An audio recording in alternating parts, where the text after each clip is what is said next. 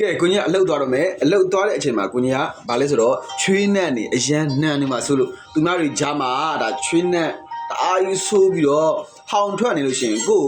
ကဲ့ရဲ့ခံရမှာဆိုလို့ကိုကြီးကဒီမှာရိုးအတီမက်ရိုးလို့ကိုကြီးကသုံးတယ်နော်ပုံမှန်နဲ့ကိုကြီးညအောင်သုံးတာညတော့မသုံးပြလို့မို့ဒီနေ့နေ့လေပဲသုံးလိုက်တော့မယ်နော်ဒီမှာအတီမက်ရိုးလေးပါသူရဲ့အနက်လေးကတော့အရန်မွေးပြောရရင်ညာကိုကြီးဆိုရေမွေးကိုမလိုတာနော်ဟမ်ကုန်းသွားပြီရှိတော့ဟာဟောရှိသေးရကြမလားသူကဖင်ကက်ပဲရှိတော့တယ်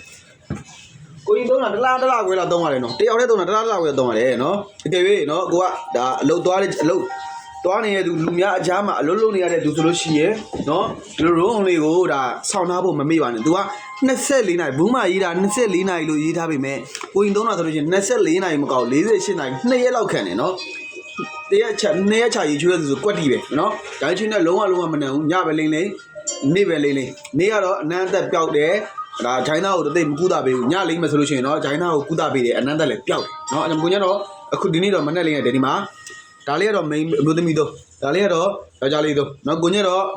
ကြိုက်တာတော့ကိုကြီးအနှံ့ကြိုက်တာတော့ main လေးသုံးကိုပို့ကြိုက်တယ်နော်ဘာလို့လဲမသိမွေးလို့ဒီ main လေးသုံးလေးရဆွဲမှတ်မှုအရန်ကောင်းတာစော်လေးကောင်းမလေးဒါဆွတ်ထားမယ်ဆိုလို့ရှိရင်တော့ဘေးကကောင်းလေးတွေကအနံ့လေးနဲ့တင်ကျွေသွားမှာဒီကြတယ်ဒီတကူကိုယူမယ်ဆိုလို့ရှိရင်ကိုကြီးက9ဘူးယူတဲ့သူဆိုလို့ရှိရင်တော့9ဘူးမဟုတ်3ဘူးယူတဲ့သူဆိုလို့ရှိရင်ကိုကြီးကပုံမှန်ဈေးပေါ့နော်တကူသေးဆိုလို့ရှိရင်ဒါ2000နဲ့1000 3ဘူးယူမယ်ဆိုရင်ကိုကြီးကဒီပြောမှာ1000နဲ့ဘယ်လောက်လဲ1000နဲ့8000နဲ့ပေးမယ်နော်1000နဲ့8000နဲ့ယူလို့ရမယ်3ဘူးဆိုရင်18000နဲ့ရမယ်ပုံမှန်ဈေး2000နဲ့1000ကို18000နဲ့ရပါမယ်